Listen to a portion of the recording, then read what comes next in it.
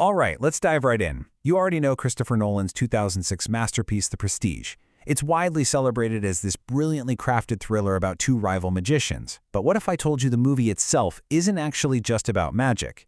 It is, in fact, an active, deliberate magic trick performed directly on your own brain. Nolan doesn't just show us an illusion here. He literally weaponizes cinema to engineer a massive deception that we willingly, even happily, fall for. So in this explainer, we're going to break down the exact psychological and cinematic mechanics of how he pulled off the ultimate cinematic lie. Are you watching closely? It's the very first line of the film, delivered over this lingering shot of scattered top hats. Now, it sounds like a simple, almost polite question, but it's actually a warning. It's Christopher Nolan looking right at us, challenging our perception right out of the gate.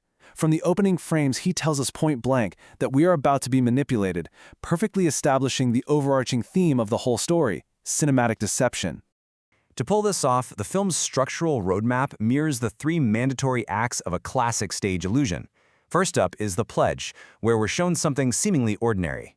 Second is the turn, where that ordinary thing does something extraordinary. And finally, we have the prestige, the absolute hardest part, where the vanished object is brought back.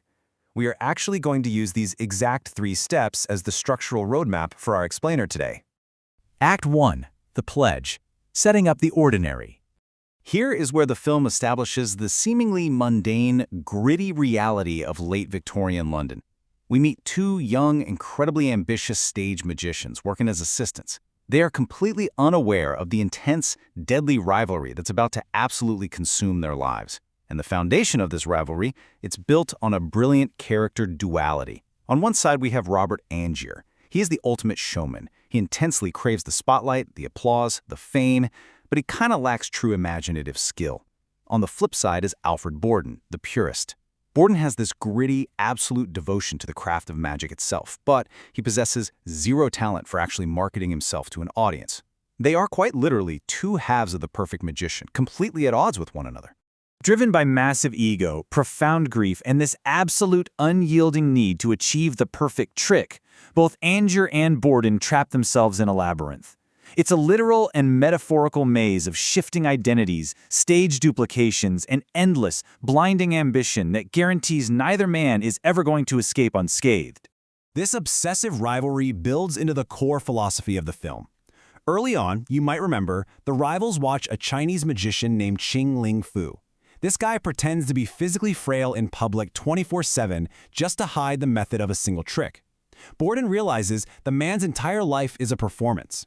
He states that achieving true magic requires, quote, total devotion to an art, self-sacrifice. And that right there is the thematic anchor of the whole story.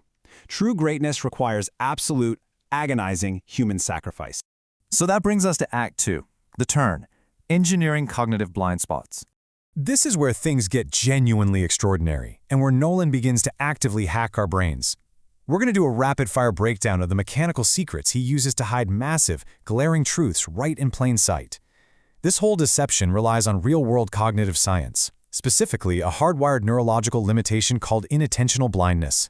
This happens when your brain completely fails to process a fully visible object, just because your attention is intensely focused on something else. The visual information enters your eyes, sure, but your brain acts like a bouncer at a club, flat out refusing to let it into your conscious awareness. Nolan triggers this blindness by intentionally maxing out our mental capacity. Think about this formula. Cognitive load is proportional to temporal complexity plus information density. By fracturing the timeline, using nonlinear editing, and forcing us to untangle these nested, totally untrustworthy diaries, Nolan completely saturates our brain's processing power. It's like having way too many tabs open in your web browser.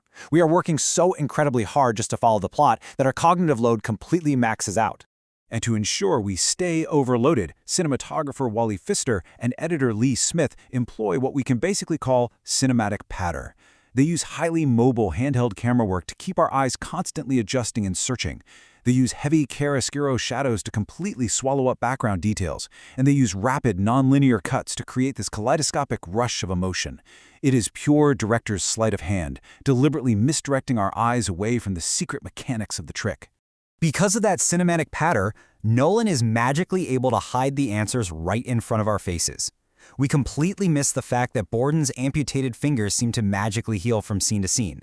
We totally ignore that the clone top hats in Colorado actually have different ribbons on them. We look right past the heavy, obvious prosthetic makeup on Borden's engineer, Fallon. Our overloaded brains just filter all of this out as mere continuity errors or background noise. It's wild. The recurring visual metaphor for this whole deception is the canary and the cage. In an early trick, a bird in a cage is crushed to death, right? And then an identical duplicate is produced to receive the applause. This perfectly represents the brutal, zero-sum game of the magician's performances. Items, and even people, appearing as singular are actually interchangeable. And for the trick to really work, one double must always suffer in the dark. Which brings us to Act 3, the prestige, the ultimate cost. This is the final reveal. It's where the vanished object returns. As we unmask the horrifying realities behind the magician's greatest tricks, the tone of the whole thing shifts. The fast-paced thriller gives way to this incredibly somber realization of the ultimate cost of their ambition. The crucial point here is how drastically different their methods were to pull off the transported man. Borden's method was purely biological, identical twins sharing a single life through prosthetics and alternating roles. But Angier's method? It was technological. He used a sci-fi device built by Nikola Tesla to literally clone himself. Both men achieved the trick, sure, but they paid entirely different, deeply devastating existential prices.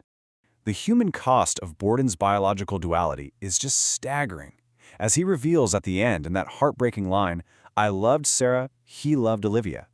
Two distinct brothers were forced to live a permanent fragmented lie, sharing one single public identity.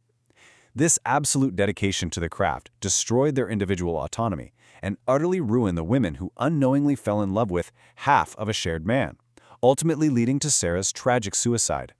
Angier's sacrifice, though? Man, it is pure sci-fi horror. He didn't just bypass the human skill required for the trick, he completely industrialized it. Every single time he stepped into Tesla's machine, he duplicated himself.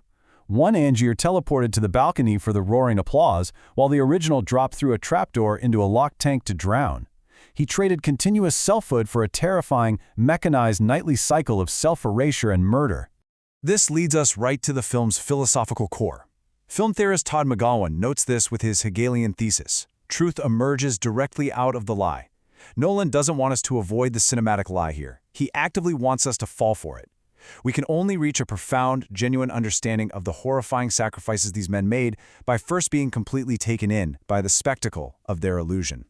Which leaves us with a lingering, pretty haunting thought. As the film tells us, we didn't figure out the secret because we weren't really looking. We wanted to be fooled. So if the cinema is the ultimate apparatus of deception, working right inside our cognitive blind spots, why do we so desperately want to be tricked? Perhaps the real magic of The Prestige isn't just a story about two magicians. It's the mirror it holds up to our own innate, inescapable desire for wonder.